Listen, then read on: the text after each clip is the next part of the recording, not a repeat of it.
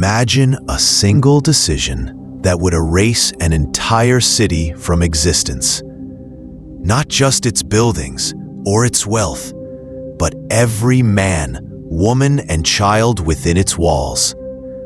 A decision so absolute that historians would struggle for centuries to comprehend its scale. This isn't the plot of a horror story. This is the documented reality of what happened when the Mongol Empire decided a city had defied them one too many times. In the year 1221, the great city of Merv stood as one of the most magnificent urban centers in the world. Home to over 1 million people, it was a jewel of Islamic civilization, complete with libraries, gardens, and bustling markets that connected east and west.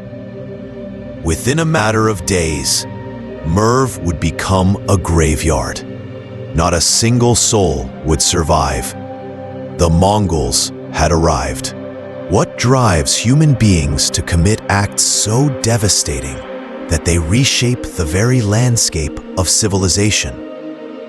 How does a nomadic people from the steppes of Mongolia become responsible for what many historians consider the most systematic destruction in human history?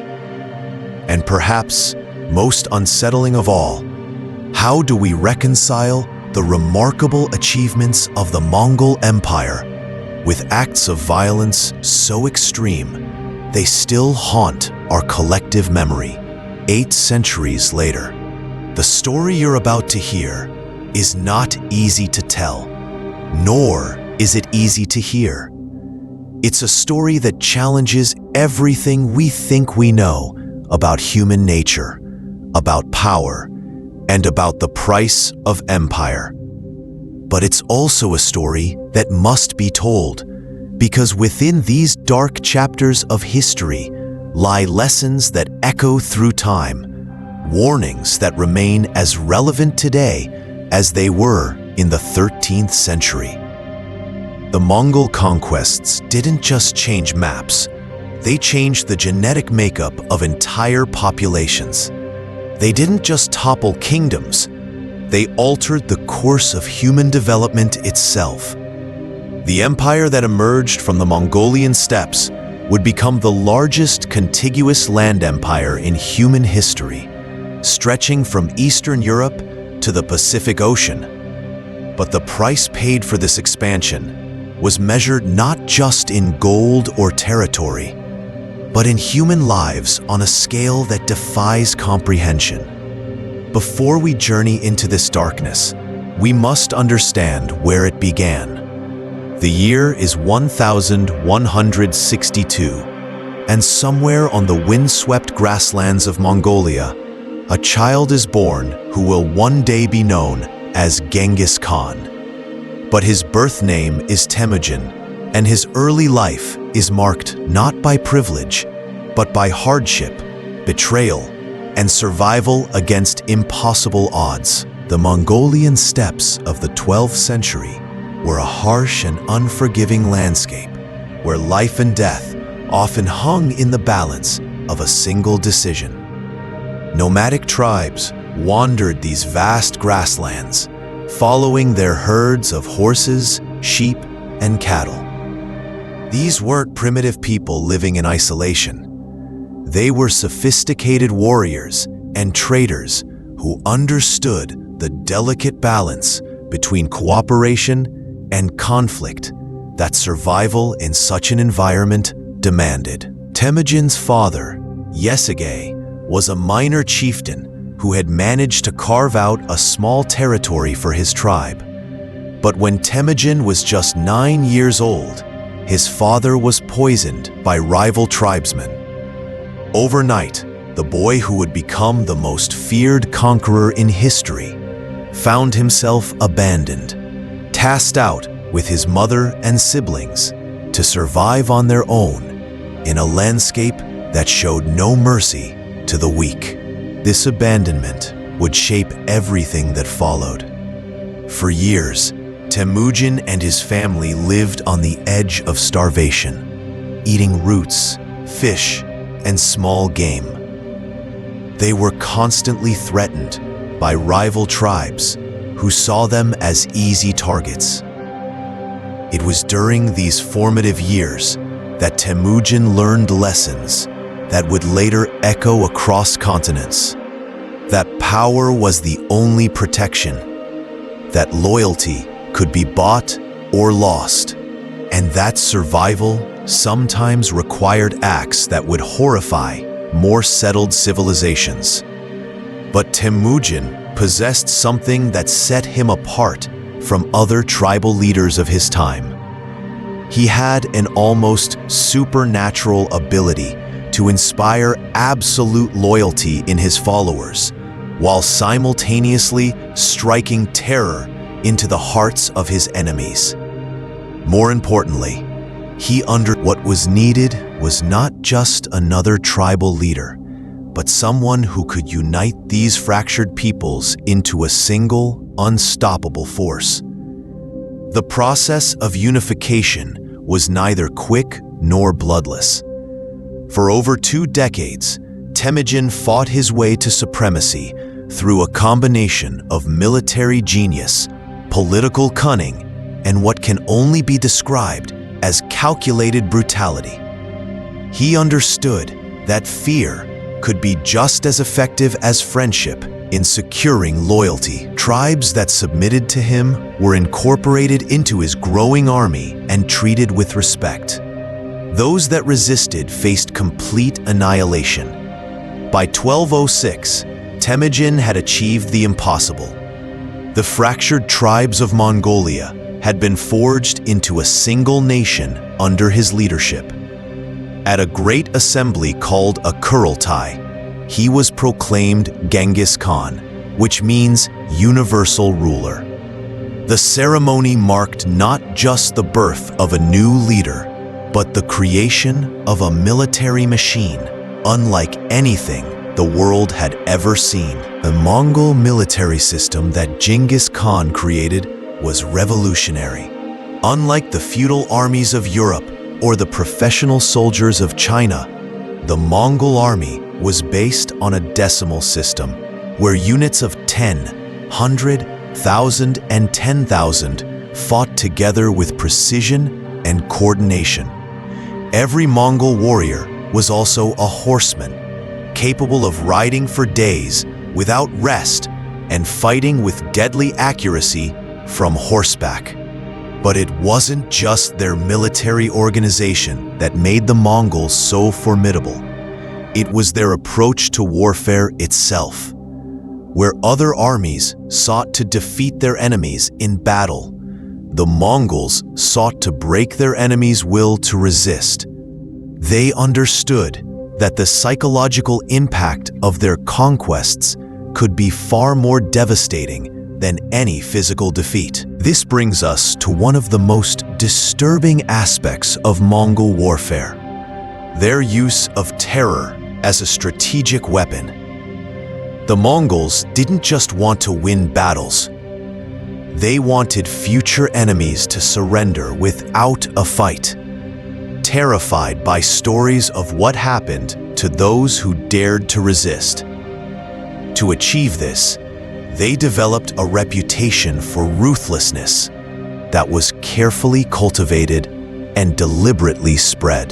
The pattern that would define Mongol conquests for the next century was established in these early campaigns. Cities that submitted immediately were generally spared and their populations absorbed into the growing empire. But cities that resisted, even briefly, faced consequences so severe that neighboring settlements would often surrender rather than risk the same fate. The Siege of Beijing in 1215 provided the world with its first glimpse of what Mongol conquest really meant. The city had withstood siege for over a year, its defenders hoping that the nomadic army would eventually lose interest and move on. They were wrong. When Beijing finally fell, the Mongols didn't just loot the city, they systematically destroyed it, killing hundreds of thousands of civilians and reducing one of the world's great cities to smoking ruins. But Beijing was just the beginning. As Mongol armies swept westward, they left behind a trail of destruction that would reshape the entire landscape of Asia and Eastern Europe. The question that haunts historians is not whether these acts occurred, but how to comprehend their scale and systematic nature. The conquest of the Khwarezmid Empire, which stretched across much of present-day Iran, Afghanistan, and Central Asia, represents perhaps the most devastating example of Mongol warfare at its most destructive. This campaign, which lasted from 1219 to 1221, wasn't just about territorial expansion. It was about revenge, and the price paid by millions of innocent people for their rulers' decisions would echo through centuries. The conflict began with what might seem like a minor diplomatic incident. Genghis Khan had sent a trade caravan to the Khwarezmid Empire, hoping to establish peaceful commercial relations. The governor of the border city of Otrar, either acting on orders from his emperor or driven by personal greed, had the entire caravan executed and their goods confiscated. When Genghis Khan sent ambassadors to demand justice, the Khwarezmid Shah had one of them killed and sent the others back with their beards burned off. For a culture that placed enormous importance on diplomatic immunity and respect for envoys, this was not just an insult, but a declaration of war. Genghis Khan's response would demonstrate to the world that there were prices too high to pay for crossing the Mongol Empire. The army that Genghis Khan assembled for this campaign was unlike anything that had ever been seen. Over 200,000 warriors, organized with military precision and supported by Chinese siege engineers, swept across the mountains and deserts toward the rich cities of Central Asia. But what made this army truly terrifying wasn't its size or its equipment. It was its mission. This wasn't a campaign of conquest in the traditional sense. This was a campaign of annihilation. Genghis Khan had made a decision that the Khwarezmid Empire would serve as an example to the rest of the world of what happened when the Mongols were betrayed. The systematic nature of what followed suggests that the destruction of entire populations wasn't just a byproduct of war, but its very objective. The first major city to fall was Otrar itself, where the original insult had occurred. The Mongols surrounded the city and offered the usual terms: surrender and live, or resist and face complete destruction. The city's defenders, perhaps believing that their walls would protect them, chose to fight. They could not have made a more fatal decision. The siege of Otrar lasted 6 months, but its fall was inevitable. The Mongols had learned siege warfare from the Chinese and had perfected techniques for breaking down even the strongest fortifications. When the city finally fell, the fate of its population was sealed. Every man, woman, and child within the walls was systematically executed. The city itself was razed to the ground, its irrigation systems destroyed, its fields salted to ensure nothing would grow there again. But Otrar was just the beginning. As Mongol armies spread across the Khwarezmid Empire, City after city faced the same terrible choice. Some, learning of Otrar's fate, surrendered immediately and were spared. But many others, either from courage, desperation, or simple disbelief that such destruction was possible, chose to resist. The city of Bukhara, one of the great centers of Islamic learning and culture, fell after a brief siege in 1220. What happened next would be recorded by survivors and historians as one of the most chilling examples of Mongol psychological warfare. Genghis Khan himself reportedly entered the city's main mosque and announced to the terrified population that he was the punishment of God sent to chastise them for their sins. The systematic looting of Bukhara took weeks. The city's famous libraries, containing thousands of irreplaceable manuscripts, were burned. Scholars and religious leaders were executed. The population was divided into groups, with skilled craftsmen and young people selected for slavery, while the rest faced death. When the Mongols finally left, Bukhara was a hollow shell of its former self, its population reduced by an estimated 90%. Yet even Bukhara's suffering paled in comparison to what awaited the city of Merv. If Otrar had been about punishment and Bukhara about demonstration, Merv would be about something far more sinister: the complete erasure of a civilization. Merv was not just another city. It was one of the jewels of the Islamic world, a center of trade, learning, and culture that had flourished for over 1,000 years. Its libraries rivaled those of Baghdad. Its markets connected the Mediterranean with China. Its population of over 1 million people made it one of the largest cities in the world at that time. When the Mongol army under Tolui, one of Genghis Khan's sons, approached Merv in 1221, the city's rulers faced an impossible decision. They had heard the stories from Otrar and Bukhara. They knew what submission meant and what resistance would cost. Yet they also knew that their city represented something precious, something worth defending, even against impossible odds. The siege of Merv lasted only 13 days.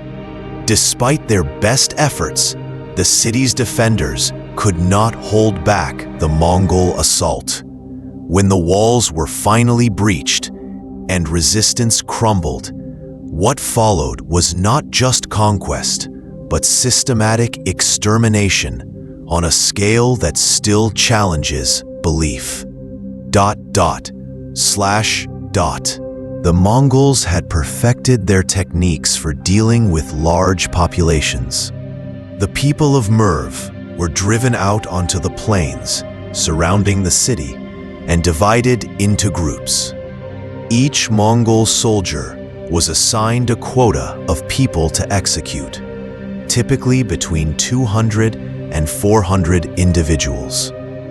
To ensure that no one escaped by pretending to be dead, the Mongols reportedly returned days later to cut off the heads of all the corpses. The numbers are almost incomprehensible. Conservative estimates suggest that over 700,000 people were killed in the aftermath of Merv's fall. Some historical accounts claim the number exceeded 1 million. To put this in perspective, this was more people than lived in all of England at the time. An entire civilization was snuffed out in a matter of days. But the destruction of Merv went beyond mere killing. The city's infrastructure was systematically destroyed. Its famous irrigation systems, which had turned the surrounding desert into fertile farmland, were demolished. Its libraries were burned, its monuments toppled, its very foundations scattered. The Mongols wanted to ensure that Merv would never rise again, and they succeeded. Today, the site of this once great city is nothing but ruins in the desert, a monument to the power of systematic destruction. The fall of Merv sent shockwaves across the Islamic world and beyond. Here was proof that no city, no matter how great or well defended, was safe from Mongol fury. The psychological impact was immediate and profound. Cities across the Middle East and Eastern Europe began surrendering at the first sight of Mongol scouts, preferring submission to annihilation. Yet Merv was not unique. As Mongol armies continued their westward advance, similar scenes of destruction played out across the landscape. The city of Nishapur, where Genghis Khan's son-in-law had been killed during the siege, faced a fate that was even more systematically thorough. After the city's fall, the Mongols reportedly killed every living thing within its walls, including cats, dogs, and other animals. They then built pyramids from the skulls of their victims as a warning to other cities. The campaign against the Khwarezmid Empire lasted only 3 years, but its effects would echo through centuries. Entire regions were depopulated. Ancient irrigation systems that had sustained civilizations for millennia were destroyed and never rebuilt. Cities that had flourished for over 1,000 years vanished from the map entirely. Modern estimates suggest that the population of Iran and Central Asia fell by as much as 90% during the Mongol conquests. This wasn't just the result of direct killing, though that was certainly a major factor. The destruction of agricultural infrastructure led to famine. The breakdown of trade networks caused economic collapse. The elimination of entire classes of skilled craftsmen and administrators made recovery almost impossible. But perhaps most devastating of all was the psychological trauma inflicted on the survivors. The Mongol conquests didn't just kill people, they broke the spirit of entire civilizations, creating a culture of fear and submission that would persist long after the last Mongol army had moved on. The question that haunts us across the centuries is not just what happened, but how it was possible. How could human beings commit acts of such systematic cruelty? How could entire armies participate in the methodical extermination of civilian populations? And perhaps most disturbing of all, how could such actions be not just accepted, but celebrated as military genius? To understand this, we must remember that the Mongols saw themselves not as conquerors, but as unifiers. In their worldview, they were bringing order to a chaotic world, establishing a universal empire that would end the constant warfare between competing kingdoms and tribes. Resistance to this vision wasn't just military opposition. It was defiance of a divine mandate, a crime that deserved the ultimate punishment. This ideological framework allowed the Mongols to rationalize acts that would otherwise be unthinkable. The complete destruction of a city wasn't seen as murder, but as necessary surgery, removing infected tissue from the body of their growing empire. The systematic killing of civilians wasn't cruelty, but efficiency. ensuring that rebellions would be impossible and that future conquests would be achieved with minimal Mongol casualties. The Mongols also had a practical understanding of the psychological impact of extreme violence. They knew that stories of their ruthlessness would spread faster than their armies, creating a reputation that would make future conquests easier. A city that surrendered without a fight was infinitely preferable to one that had to be taken by siege. The investment in terror, as horrific as it was, paid dividends in reduced resistance and faster expansion. Yet even by the standards of their time, Mongol warfare was extreme. Medieval warfare was often brutal, but it typically followed certain unwritten rules. Civilians were sometimes killed during the heat of battle, but systematic extermination of entire populations was rare. Cities that surrendered were usually spared major destruction. Religious sites and centers of learning were often protected, even by conquering armies. The Mongols broke all these conventions. Their approach to warfare was total, accepting no distinction between combatants and civilians, between sacred and secular targets. Everything and everyone in a conquered territory became part of the Mongol war machine, or was eliminated as a potential threat. This total approach to warfare extended beyond the battlefield to the administration of conquered territories. The Mongol Empire was built not just on military conquest, but on the systematic restructuring of conquered societies. Traditional power structures were dismantled. Existing elites were either eliminated or absorbed into the Mongol hierarchy. Populations were relocated to break up potential centers of resistance. The forced migration of populations was one of the less visible but equally devastating aspects of Mongol rule. Skilled craftsmen and artisans were routinely transported thousands of miles from their homes to work in other parts of the empire. Entire communities were uprooted and relocated to prevent them from developing local loyalties that might threaten Mongol authority.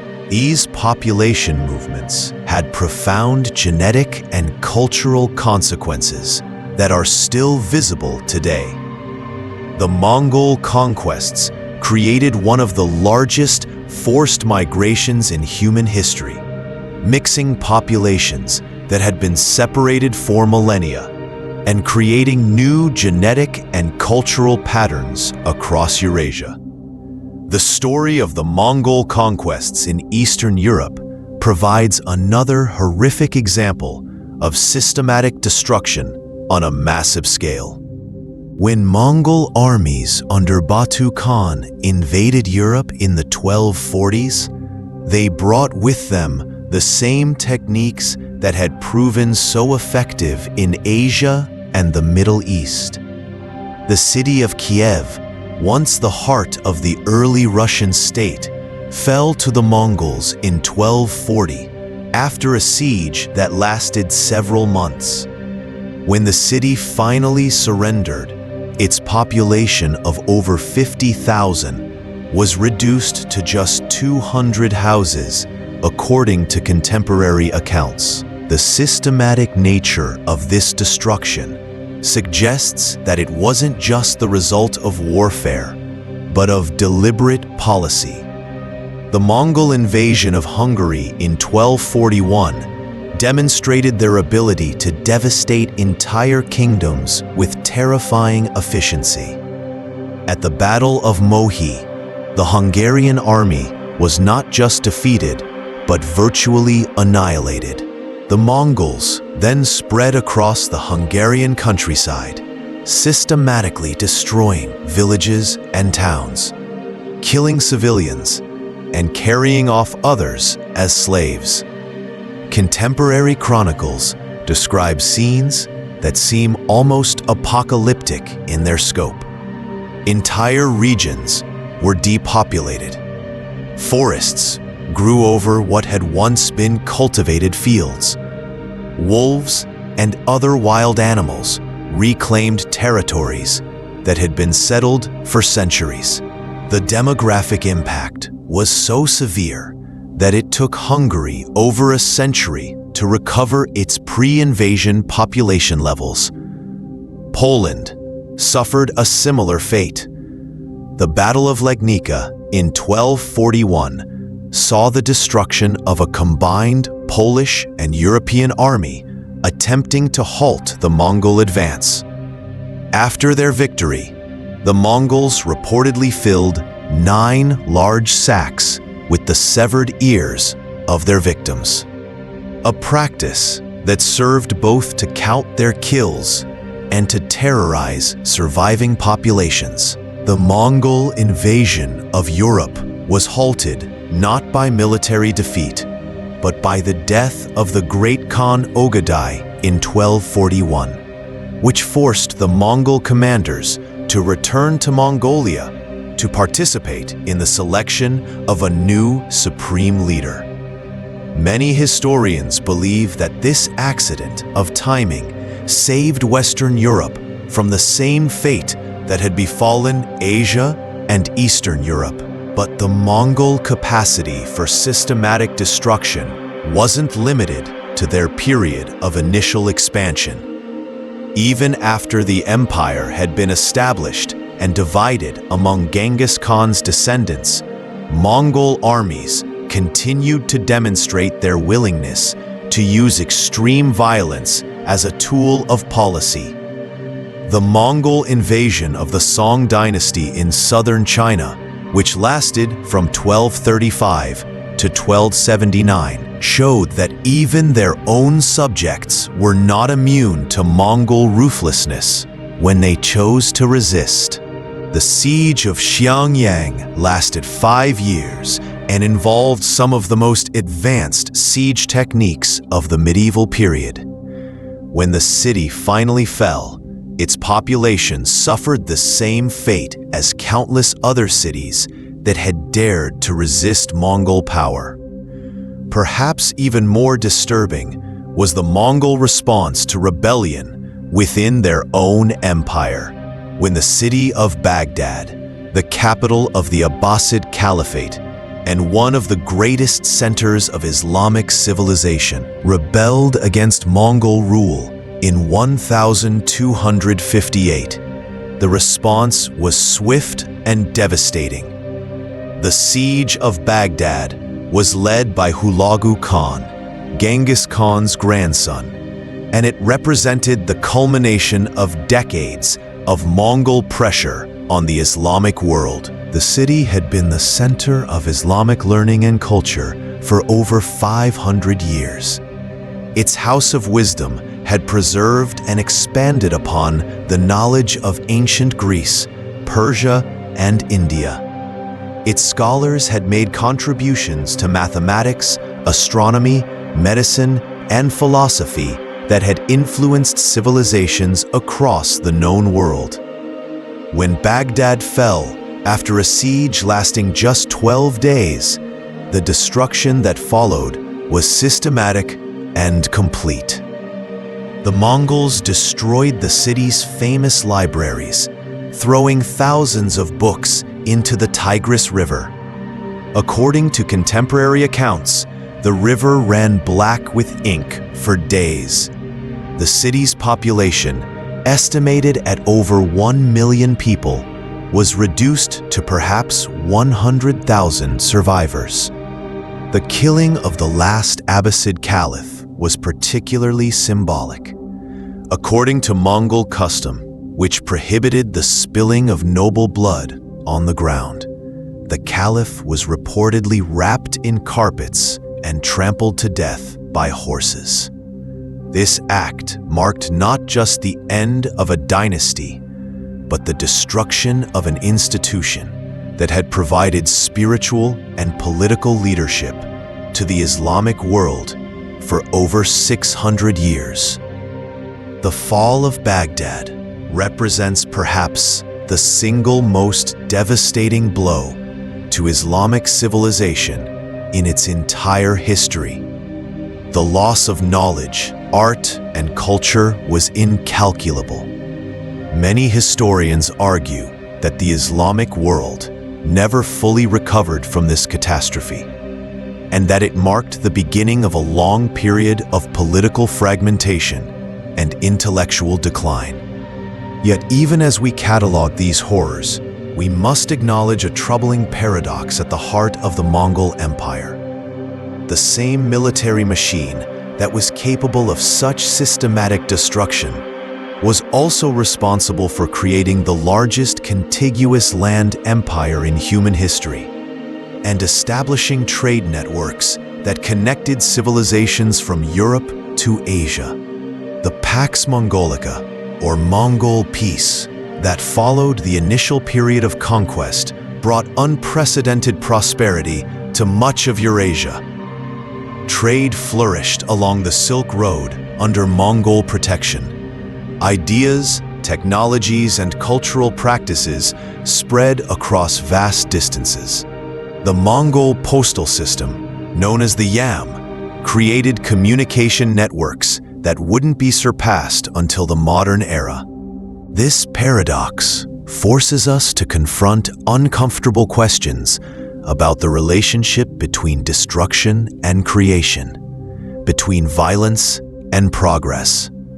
The same Mongol Empire that obliterated entire civilizations also facilitated the exchange of knowledge that would eventually contribute to the Renaissance in Europe and the scientific revolution that followed. The Mongols were remarkably pragmatic rulers once their initial conquests were complete. They adopted and adapted the administrative systems of their conquered territories. They promoted trade and commerce. They generally respected local religious beliefs and practices. Many of the cities they had destroyed during their initial conquests were rebuilt and became prosperous centers of trade and culture under Mongol rule. But this pragmatism makes their earlier acts of systematic destruction even more puzzling. If the Mongols were capable of such enlightened rule, why did they choose to obliterate entire cities and populations during their conquests? The answer seems to lie in their understanding of power and their calculation that extreme violence during the conquest phase would make their subsequent rule easier and more secure. The Mongol approach to empire building was based on a simple but effective formula: complete destruction for those who resisted, generous treatment for those who submitted. This created powerful incentives for surrender while demonstrating the futility of resistance. The systematic nature of Mongol violence wasn't random cruelty, but calculated policy designed to minimize their own losses while maximizing their control over conquered territories. This strategic use of terror was remarkably effective. As Mongol armies advanced, cities and kingdoms increasingly chose submission over resistance. The reputation for ruthlessness that the Mongols had cultivated through acts like the destruction of Merv and Baghdad preceded them, often making actual violence unnecessary. The psychological impact of Mongol conquests extended far beyond their immediate victims. Entire civilizations developed what we might today recognize as collective trauma, a shared sense of vulnerability and fear that influenced their behavior for generations. Chronicles from across Eurasia describe the Mongols in almost supernatural terms, as agents of divine punishment or harbingers of the apocalypse. This collective trauma had profound cultural consequences. Many societies that survived Mongol conquest developed deeply pessimistic worldviews, emphasizing the fragility of civilization and the inevitability of destruction. Literature and art from this period often reflect themes of loss, impermanence, and the futility of human ambition. The genetic impact of the Mongol conquests is still visible today. Recent DNA studies suggest that millions of people across Asia carry genetic markers that can be traced back to the Mongol period. This genetic legacy is the result not just of intermarriage, but of the systematic rape and sexual slavery that accompanied Mongol conquests. The practice of taking women and children as slaves was standard operating procedure for Mongol armies. Young women were often distributed among Mongol warriors as concubines, while children were frequently adopted into Mongol families and raised as Mongols. Warriors as concubines, while children were frequently adopted into Mongol families and raised as Mongols. This practice served multiple purposes. It provided immediate rewards for warriors, helped to increase the Mongol population, and eliminated potential sources of future resistance by breaking up family structures in conquered territories. The scale of sexual violence during the Mongol conquests is difficult to quantify, but genetic evidence suggests it was massive. Some researchers estimate that as many as 16 million men alive today carry a Y chromosome lineage that can be traced back to Genghis Khan and his male relatives. This suggests a level of reproductive success that could only have been achieved through the systematic exploitation of conquered populations. The economic impact of Mongol conquests was equally devastating and long-lasting. The destruction of cities, irrigation systems, and agricultural infrastructure had effects that persisted for centuries. Regions that had been centers of prosperity and learning were reduced to pastoral nomadism. Trade networks that had connected civilizations for millennia were disrupted and often never fully restored. The demographic consequences were perhaps most severe of all. Modern estimates suggest that the Mongol conquests may have reduced the global population by as much as 11%. This would make the Mongol conquests proportionally more devastating than either World War, the Black Death, or any other catastrophe in recorded history. These population losses weren't just the result of direct killing, though that was certainly a major factor. The destruction of agricultural systems led to famine. The breakdown of trade networks caused economic collapse. The elimination of skilled craftsmen and administrators made recovery difficult or impossible. Disease spread rapidly through displaced and weakened populations. The environmental impact of Mongol conquests is only now beginning to be understood. Some researchers argue that the massive population losses caused by Mongol warfare actually led to significant reforestation as cultivated lands returned to wilderness. This reforestation may have removed enough carbon dioxide from the atmosphere to contribute to global cooling during the Little Ice Age. The irony is profound. the most destructive force in human history, may have inadvertently helped to stabilize the global climate. The systematic destruction of civilizations by Mongol armies may have prevented the environmental degradation that more gradual population growth might have caused. As we try to comprehend the scale and systematic nature of Mongol violence, we must also acknowledge the limitations of our sources.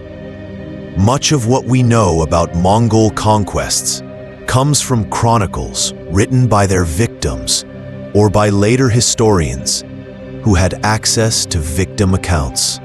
The Mongols themselves left relatively few written records of their conquests, and those that do exist often emphasize their military achievements while downplaying or justifying the violence that accompanied them. This creates what historians call a survivor bias in our understanding of Mongol conquests. We know much more about the cities that were destroyed than about those that surrendered and were spared. We have detailed accounts of massacres, but less information about the millions of people who may have lived peacefully under Mongol rule after their initial submission. Yet even accounting for possible exaggeration in victim accounts, the evidence for systematic violence on an unprecedented scale remains overwhelming. Archaeological evidence confirms the destruction of major cities. Demographic studies show massive population losses that coincide with Mongol conquests. Genetic evidence reveals the scale of sexual violence and forced population mixing that accompanied Mongol expansion. The legal and moral framework that the Mongols used to justify their actions was based on their belief in their divine mandate to rule the world.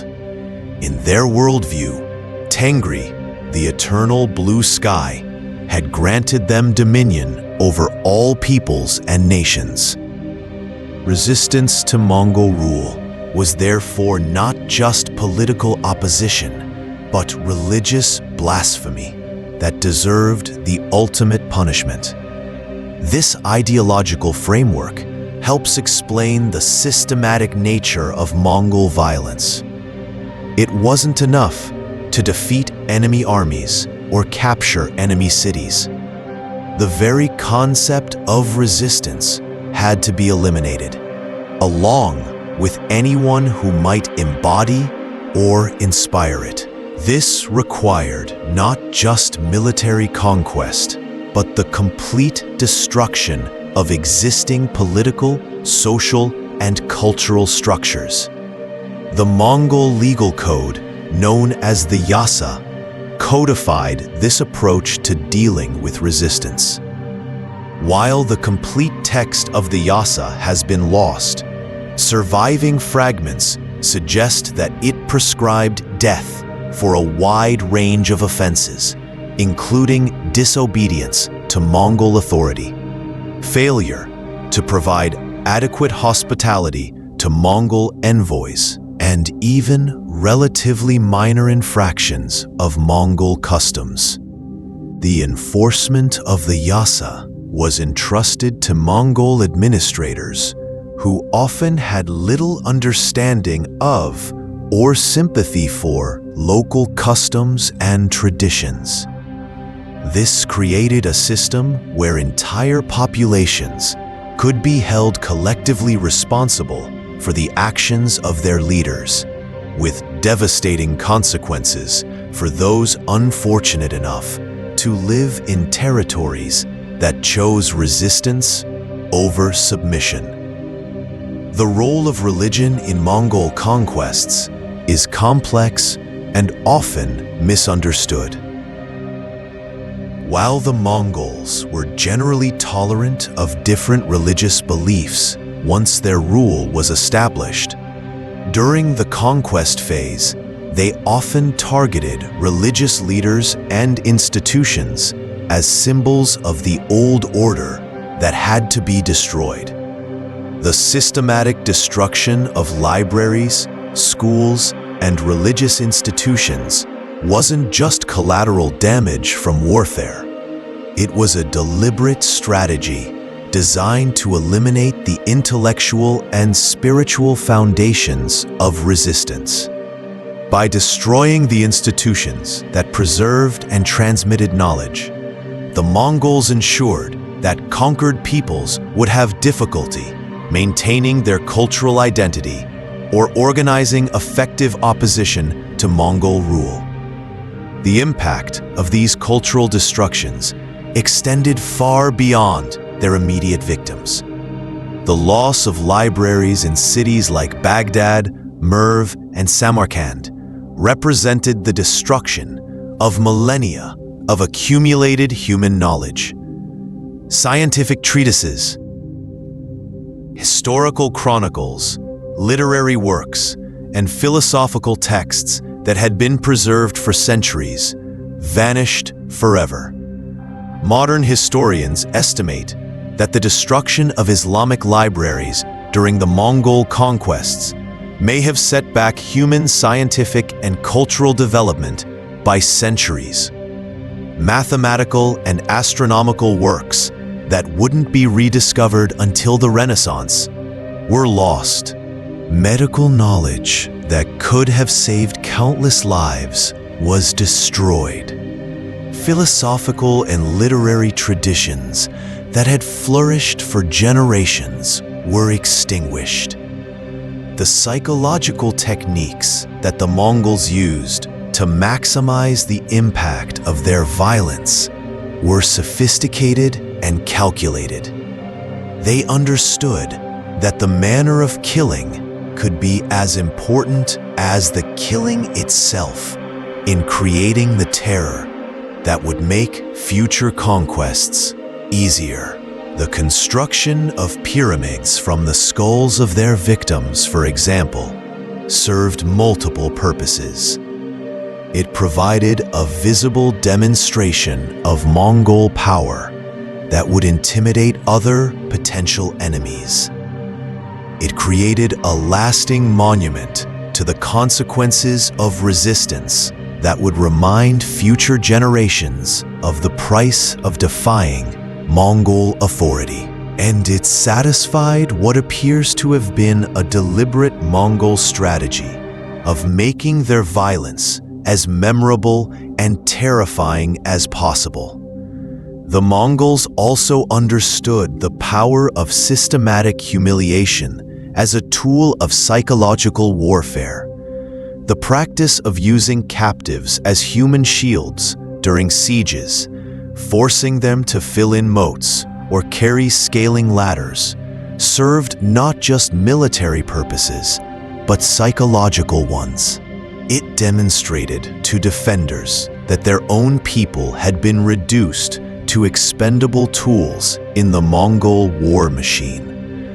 The forced participation of conquered peoples in subsequent Mongol campaigns was another calculated psychological technique. By compelling recent victims to participate in the conquest of their neighbors, the Mongols created complicity that made organized resistance more difficult, while simultaneously providing themselves with additional manpower and local knowledge.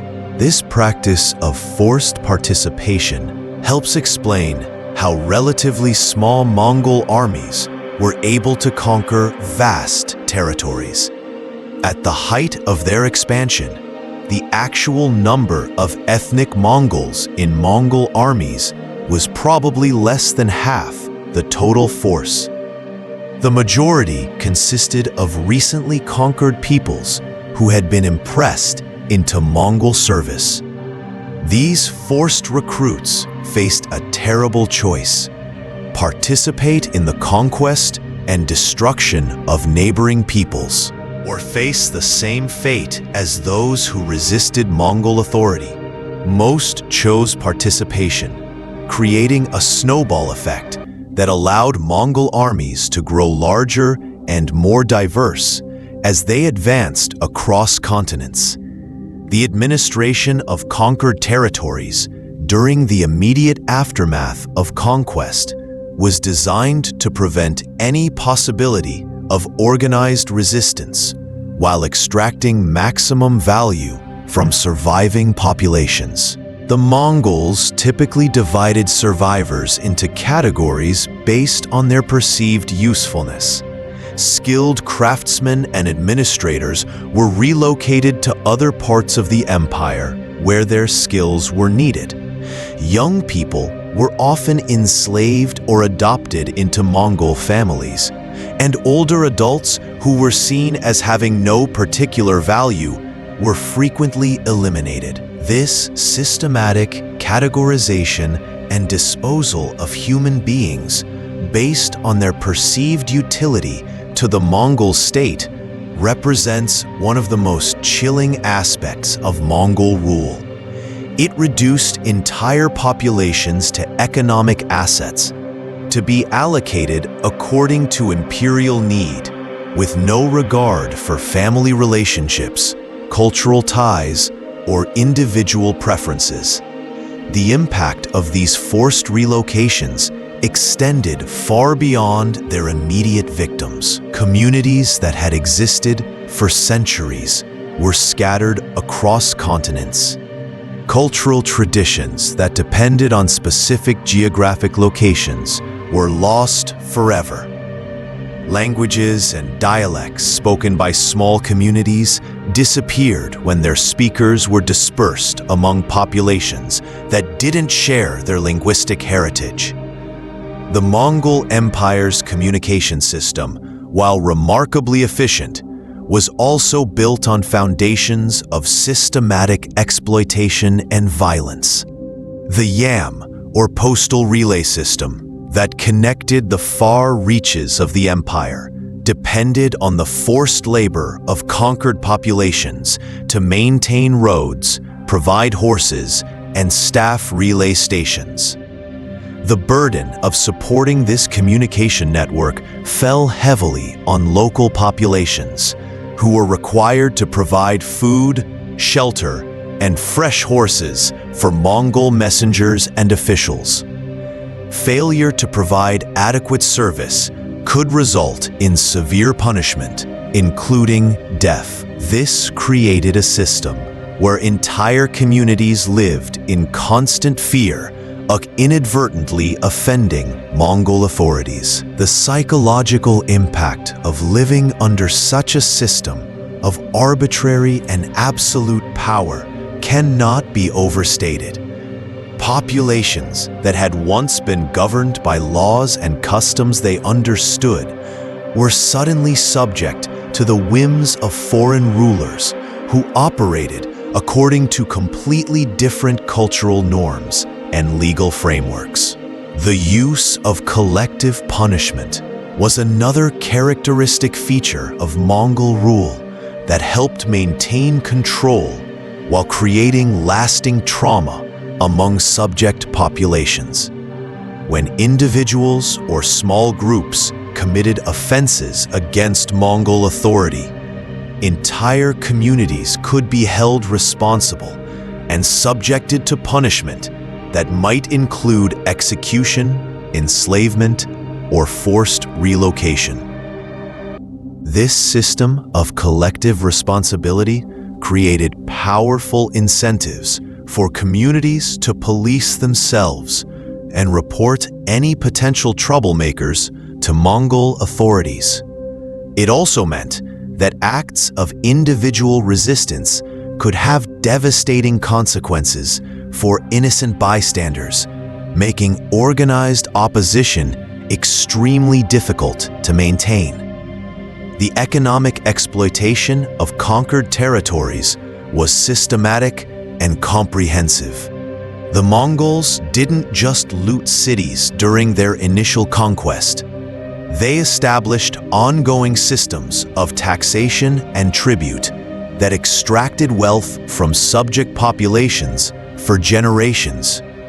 These systems were often more burdensome than anything that had existed under previous rulers, and failure to meet tribute requirements could result in renewed violence and destruction. The Mongol approach to taxation was particularly harsh because it was designed not just to generate revenue, but to prevent conquered populations from accumulating the resources they might need to organize resistance.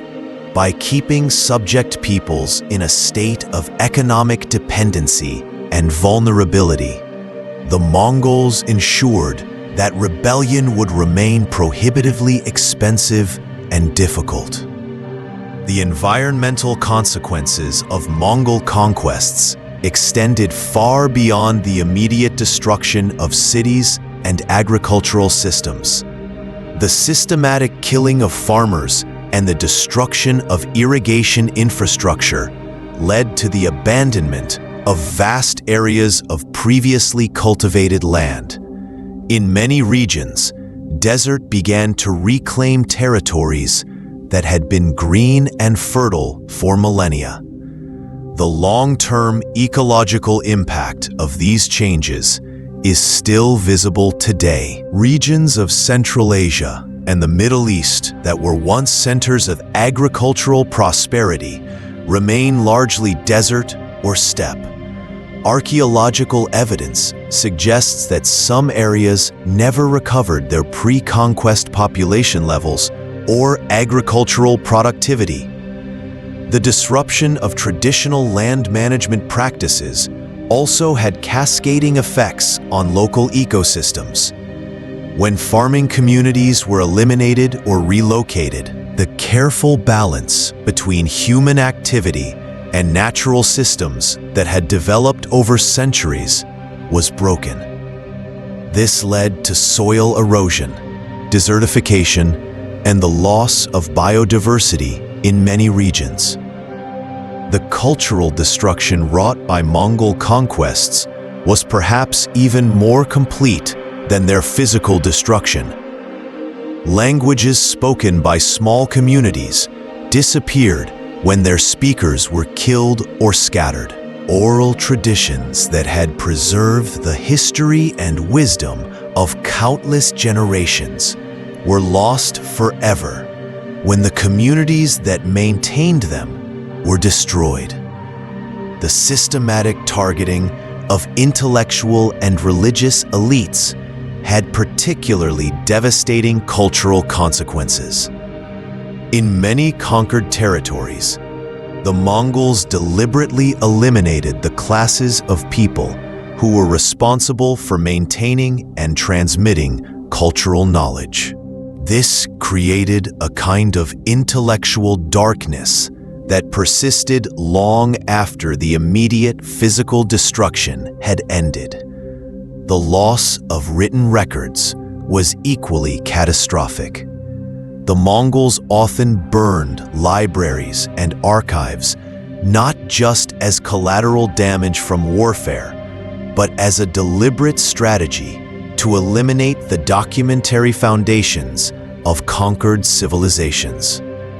Legal codes, historical chronicles, scientific treatises, and literary works that had taken centuries to create were destroyed in days. The impact of these cultural destructions can still be felt today. Historians studying the medieval period often encounter what they call dark ages in the historical record of regions conquered by the Mongols. Entire centuries of human experience and achievement are poorly documented because the institutions and people responsible for maintaining records were systematically eliminated.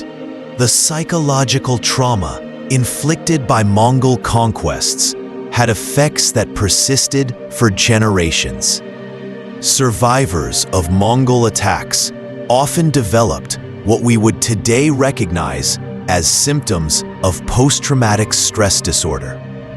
Entire communities exhibited signs of collective trauma, including social fragmentation, loss of cultural identity, and persistent anxiety about future attacks. The children who survived Mongol conquests often grew up in societies that had been fundamentally altered by their experience of systematic violence.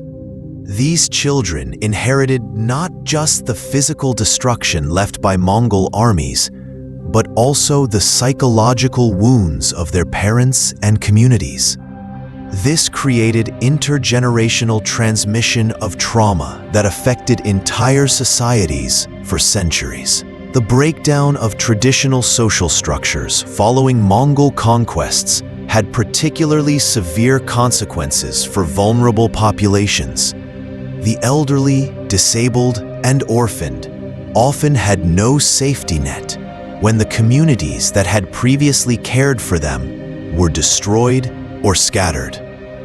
Many of these vulnerable individuals probably died not from direct violence, but from the social chaos and economic disruption that followed Mongol conquest. The systematic use of sexual violence as a weapon of war was another characteristic feature of Mongol conquests that had lasting consequences for conquered populations.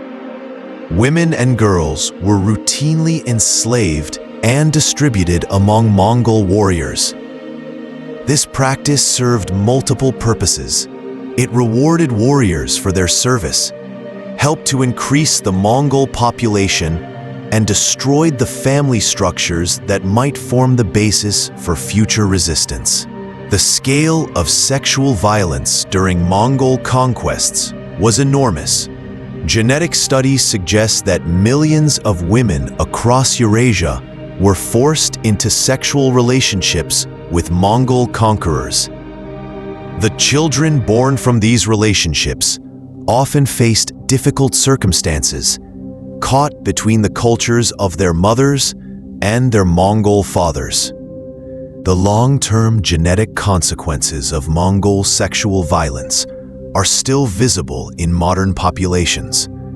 DNA analysis has revealed that millions of people across Asia carry genetic markers that can be traced back to the Mongol conquest period. This genetic legacy serves as a permanent reminder of the scope and systematic nature of Mongol violence against conquered populations. The forced conversion and cultural assimilation practices employed by the Mongols were another form of systematic violence that often receives less attention than their physical destruction. While the Mongols were generally tolerant of different religions once their rule was established, during the conquest phase, they often forced survivors to abandon their traditional beliefs and practices. Children who were captured during Mongol conquests were frequently raised as Mongols, forced to abandon their birth languages, religions, and cultural identities. This practice of cultural genocide was systematic and widespread, affecting hundreds of thousands of children across the Mongol Empire. The elimination of traditional leadership structures was another deliberate strategy that had lasting consequences for conquered societies. The Mongols typically executed or exiled existing rulers, nobles, and community leaders, replacing them with Mongol administrators or local collaborators who had no deep ties to the communities they governed. This destruction of indigenous leadership had profound effects on the ability of conquered societies to maintain their cultural identities and resist assimilation into the Mongol system. Without traditional leaders to preserve and transmit cultural knowledge, many communities gradually lost touch with their historical roots and distinctive traditions. The Mongol practice of dividing families and communities during the aftermath of conquest was particularly cruel and effective. By separating family members and scattering community groups across different parts of the empire, the Mongols made it virtually impossible for traditional social structures to survive or for organized resistance to develop. These forced separations were often permanent. Family members sold into slavery or relocated to distant parts of the empire rarely, if ever, saw each other again. The psychological impact of these permanent separations was devastating for survivors, who often spent years or decades hoping for reunions that would never come. The systematic destruction of material culture was another aspect of Mongol conquest that had lasting effects. The Mongols didn't just kill people and burn buildings. They often deliberately destroyed art, crafts, and other objects that held cultural or religious significance for conquered peoples. This destruction of material culture served both practical and psychological purposes. Practically, it eliminated objects that might serve as rallying points for resistance or reminders of pre-conquest independence. Psychologically, it helped to break the spiritual and cultural connections that bound communities together. The long-term economic consequences of Mongol conquests were complex and varied by region. While some areas eventually benefited from inclusion in Mongol trade networks, many others never recovered from the initial destruction. Regions that had been centers of manufacturing, agriculture, or trade often remained economically marginal for centuries after Mongol conquest. The destruction of skilled artisan communities was particularly damaging to long-term economic development. The Mongols often killed or relocated craftsmen whose skills were essential for maintaining complex economic systems. This created shortages of specialized knowledge that took generations to rebuild, if they were rebuilt at all. The disruption of traditional trade routes and commercial relationships also had lasting economic consequences. Merchant communities that had developed over centuries were scattered or destroyed. Commercial practices and financial systems that had facilitated trade across vast distances disappeared. While the Mongols eventually established new trade networks, these often served imperial interests rather than local economic needs. The impact of Mongol conquests on women deserves particular attention because women often bore the heaviest burden of Mongol violence while receiving the least recognition in historical accounts. Women were systematically targeted for sexual violence, slavery, and forced marriage. They were often the ones left to care for surviving children and elderly relatives after men in their communities had been killed. The experiences of women during and after Mongol conquests reveal the deeply gendered nature of medieval warfare and occupation. Women's bodies became literal battlegrounds where conquerors asserted their dominance over conquered peoples. The children born from sexual violence carried the biological legacy of conquest in their very DNA. Yet women were also often the ones who preserved cultural traditions and passed on language, customs, and memories to future generations. Despite the trauma they had endured, many women found ways to maintain connections to their pre-conquest identities and to transmit these identities to their children. The role of children in Mongol conquest and occupation strategies was similarly complex. Children were simultaneously victims and tools of Mongol expansion. Those who survived initial conquests were often raised as Mongols, their original identities systematically erased through education, cultural immersion, and sometimes religious conversion. These children became living symbols of Mongol dominance, while also serving practical functions within the imperial system. They could serve as intermediaries between Mongol administrators and local populations, their mixed heritage making them valuable for governance and control.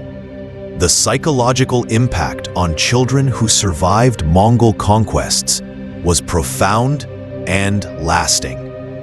Many grew up with no clear understanding of their origins or cultural heritage. They often struggled with questions of identity and belonging that persisted throughout their lives. The medical and health consequences of Mongol conquests were catastrophic and long-lasting.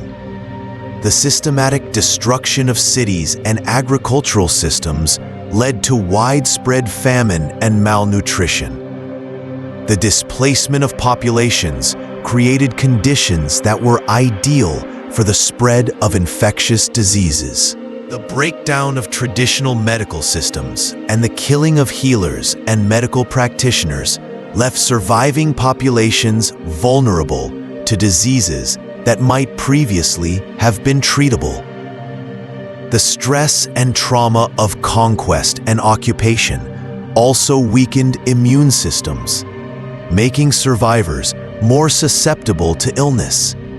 The long-term health effects of Mongol conquests can be traced through archaeological evidence. Skeletal remains from post-conquest populations often show signs of malnutrition, disease, and premature death that were less common in pre-conquest periods. The environmental health consequences were equally severe. The destruction of sanitation systems in conquered cities led to contaminated water supplies and increased disease transmission. The disruption of agricultural systems reduced food security and nutritional quality for surviving populations. The spiritual and religious trauma inflicted by Mongol conquests had effects that extended far beyond the immediate destruction of religious institutions. For many people, the systematic nature of Mongol violence challenged fundamental beliefs about divine justice, human nature, and the meaning of existence.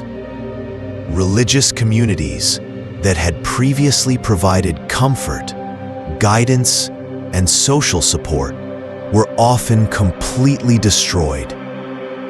This left survivors without the spiritual resources they needed to process and cope with their traumatic experiences. The forced conversion practices employed by some Mongol rulers added another layer of spiritual trauma for conquered peoples. Being forced to abandon ancestral religious beliefs and practices was experienced as a form of spiritual death that complemented the physical destruction they had witnessed. The long-term religious consequences of Mongol conquests varied by region, but many areas experienced lasting changes in their spiritual landscapes. Some regions saw the emergence of new syncretic religious movements that combined elements of traditional beliefs with imposed foreign religions. Others experienced long-term decline in religious observance and institutional religious authority. The artistic and cultural creativity of conquered peoples was profoundly affected by their experience of Mongol violence. In many regions, artistic production declined dramatically following conquest, as the patronage systems that had supported artists and craftsmen were destroyed. When artistic production did resume, it often reflected the trauma and disruption that communities had experienced. Themes of loss, impermanence, and divine punishment became common in literature, visual arts, and music from regions that had been conquered by the Mongols. The loss of artistic traditions was often permanent. Specialized techniques for creating particular types of art or craft that had been passed down through generations of families or guilds disappeared when their practitioners were killed or scattered. Yet some forms of artistic expression also emerged as responses to conquest and occupation. Oral traditions that preserved memories of pre-conquest life, coded artistic expressions that maintained cultural identity under foreign rule, and new hybrid art forms that blended conquered and conqueror traditions all developed in the aftermath of Mongol conquest. The technological consequences of Mongol conquests were complex and contradictory. While the Mongols were responsible for destroying many centers of technological innovation and learning, they were also instrumental in spreading technological knowledge across their vast empire. The systematic destruction of libraries, schools, and workshops during conquest eliminated accumulated technological knowledge that had taken centuries to develop. Specialized manufacturing techniques, scientific instruments, and engineering knowledge were lost when their practitioners were killed or their workshops destroyed. However, the Mongols also facilitated technology transfer on an unprecedented scale by relocating skilled craftsmen and forcing them to share their knowledge with practitioners from other regions. This created new combinations of technological traditions that might not have occurred through peaceful cultural exchange. The printing technology that would eventually revolutionize communication and learning was one example of knowledge that spread across the Mongol Empire, despite the destruction that accompanied its expansion. Chinese printing techniques were carried westward by relocated craftsmen and eventually reached Europe centuries earlier than they might have through normal trade contacts. The agricultural consequences of Mongol conquests were particularly severe and long-lasting. The systematic destruction of irrigation systems, the killing of farmers, and the disruption of agricultural cycles had effects that persisted for generations. Many regions that had been agricultural centers for millennia were transformed into pastoral landscapes following Mongol conquest. This represented not just an economic change, but a fundamental alteration in the relationship between human communities and their natural environment. The loss of agricultural knowledge was often as devastating as the physical destruction of farming infrastructure. Traditional farming techniques that had been adapted to specific local conditions over centuries disappeared when farming communities were eliminated or scattered. Some regions never recovered their pre-conquest agricultural productivity. Areas that had once fed large urban populations became sparsely inhabited pastoral zones. This agricultural decline contributed to the urban decay and demographic collapse that characterized many post-conquest societies. The linguistic consequences of Mongol conquests were profound and varied. Many languages spoken by small communities disappeared entirely when their speakers were killed or assimilated into larger populations. Others survived but were significantly altered by contact with Mongol languages and the languages of other conquered peoples. The Mongol practice of relocating populations created unprecedented opportunities for linguistic contact and change.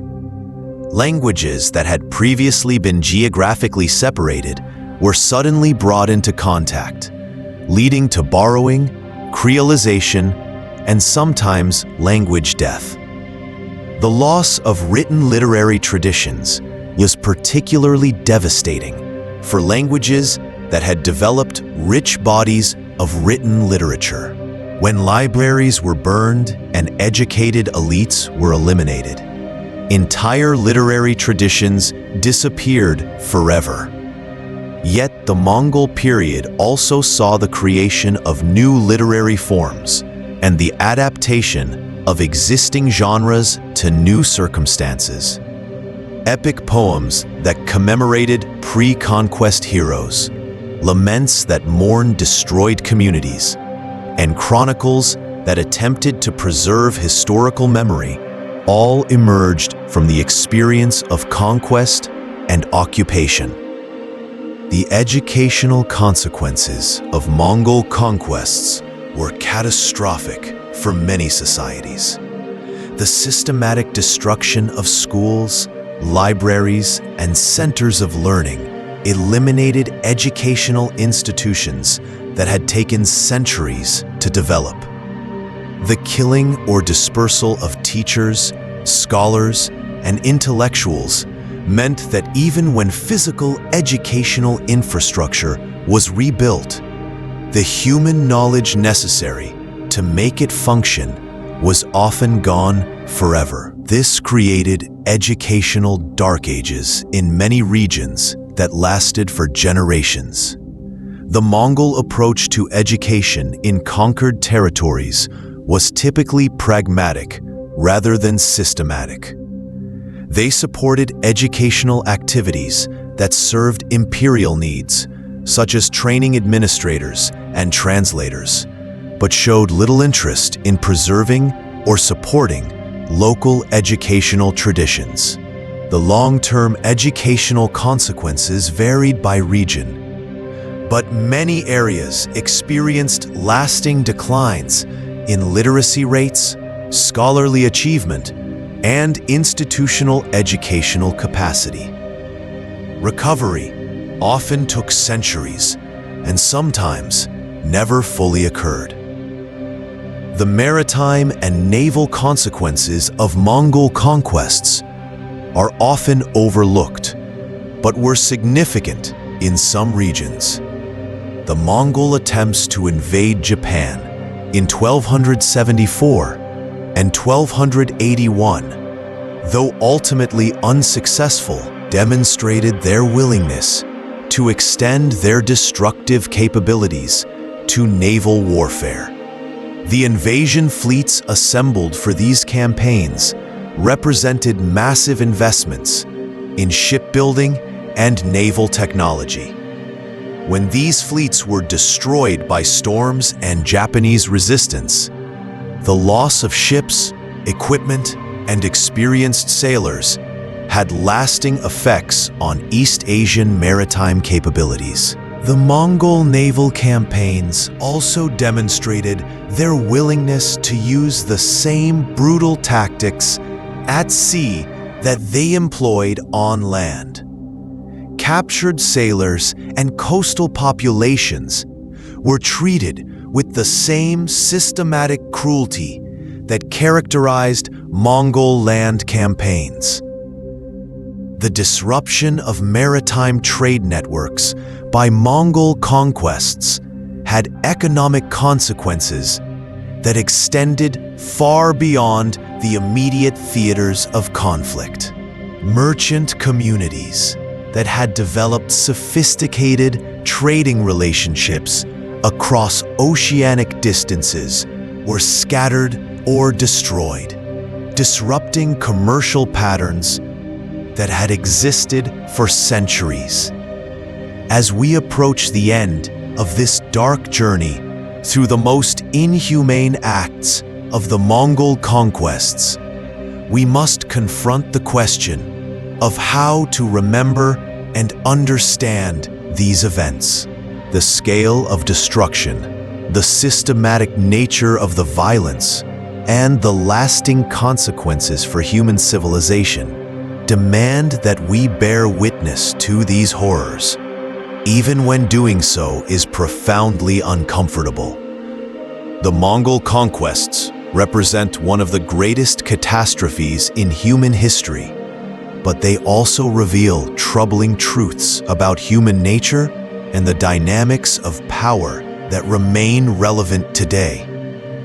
The same capacity for organization, innovation, and determination that allowed the Mongols to create the largest contiguous empire in history also enabled them to commit acts of systematic destruction on an unprecedented scale. The legacy of Mongol conquests is complex and contradictory. The same empire that obliterated entire civilizations also created trade networks that connected distant continents. The same military machine that committed systematic genocide also facilitated cultural exchanges that enriched human knowledge and understanding. This complexity doesn't diminish the horror of what the Mongols did to millions of innocent people, but it does remind us that history rarely provides simple moral narratives. The capacity for both creation and destruction, for both extraordinary achievement and unspeakable cruelty, seems to be an enduring characteristic of human societies, particularly when they possess great power. The survivors of Mongol conquests and their descendants faced the enormous challenge of rebuilding their lives and communities from the ashes of systematic destruction. Many succeeded, creating new forms of culture, art, and social organization that incorporated both their ancestral traditions and the harsh realities of life under Mongol rule. These survivors were not just passive victims of historical forces beyond their control. They were active agents who found ways to preserve what could be preserved, adapt what needed to be adapted, and create what needed to be created. Their resilience and creativity in the face of overwhelming trauma represents one of the most inspiring aspects of this otherwise dark period in human history. The genetic, cultural, and environmental legacies of Mongol conquests are still with us today. Millions of people across Eurasia carry DNA that links them to this period of systematic violence and forced population mixing. Languages, customs, and cultural practices that emerged from the encounter between Mongol conquerors and conquered peoples continue to shape contemporary societies. The ecological changes initiated by Mongol conquests, including the reforestation that may have contributed to global climate cooling, remind us that human actions can have environmental consequences that persist for centuries. The carbon that was sequestered when abandoned farmlands returned to forest during the Mongol period may have helped to prevent even more severe environmental changes in subsequent centuries. Perhaps most importantly, The Mongol conquests remind us of the importance of bearing witness to systematic violence and honoring the memory of its victims. The millions of people who died during these conquests were not just statistics in the grand sweep of history.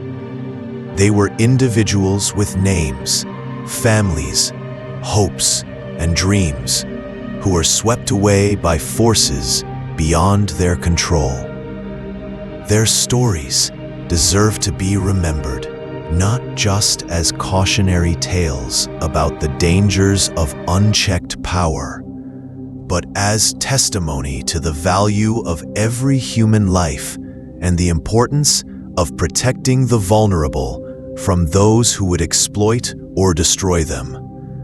The Mongol conquests also remind us that the institutions and values we often take for granted, such as respect for civilian populations during warfare, protection for cultural and religious sites, and basic human rights, are not natural features of human society, but achievements that must be constantly defended and renewed. The systematic nature of Mongol violence, its calculated use of terror as a weapon of war, and its disregard for the most basic principles of human dignity provide a chilling preview of the ideologies and methods that would later characterize some of the darkest episodes of the modern era. As we conclude this examination of the most inhumane acts of the Mongol conquests, we are left with questions that have no easy answers. How do we balance acknowledgement of the remarkable achievements of Mongol civilization with recognition of the systematic cruelty that made those achievements possible? How do we honor the memory of victims while also trying to understand the historical forces and human motivations that created those victims?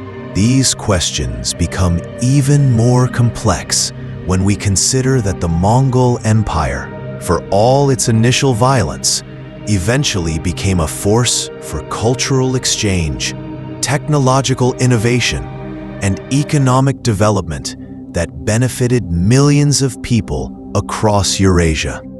The same empire that destroyed Baghdad and Merv also preserved and transmitted knowledge that might otherwise have been lost forever. The Mongol story reminds us that history is not a simple narrative of progress or decline, but a complex web of human actions and consequences that resist easy moral categorization.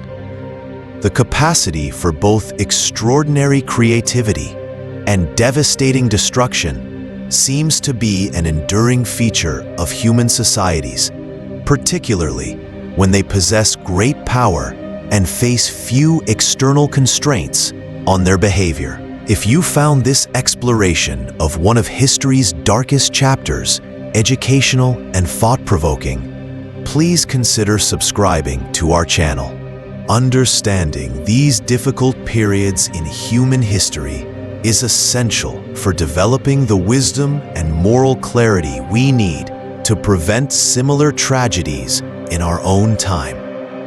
The story of the Mongol conquests is ultimately a story about the choices that human beings make when faced with power, opportunity, and the absence of effective opposition. It reminds us that civilization is fragile, that progress is not inevitable, and that each generation must choose anew whether to build or destroy, to create or annihilate, to protect the vulnerable or exploit them. The echoes of these ancient choices still reverberate through our modern world. The same technologies that allow us to create unprecedented prosperity and knowledge also provide us with unprecedented capacity for destruction. the same global connections that facilitate cultural exchange and economic development also create vulnerabilities that could be exploited by those who seek to cause maximum harm. The Mongol conquests teach us that the price of civilization is eternal vigilance, not just against external threats, but against the darker impulses within ourselves and our societies. They remind us that the capacity for systematic cruelty exists within human nature, and that only constant effort to cultivate empathy, justice, and respect for human dignity can hold that capacity in check. As we face our own historical challenges, from climate change to technological disruption to political polarization, the lessons of the Mongol period remain painfully relevant. The same human nature that enabled the systematic destruction of entire civilizations 8 centuries ago still exists within us today. Our technologies are more powerful, our societies more complex, but our fundamental moral choices remain remarkably similar. The millions who died during the Mongol conquests cannot be brought back to life, and the civilizations that were destroyed cannot be rebuilt, but their memory can serve as both warning and inspiration, reminding us of what we are capable of destroying and challenging us to build something better. The story of the Mongol conquests is not just ancient history. It is a mirror that reflects both the darkest and the most inspiring aspects of human nature. What we see in that mirror and what we choose to do with that knowledge will determine whether future generations remember us as builders or destroyers, as protectors of civilization, or as agents of its collapse. The choice, as always, is ours to make.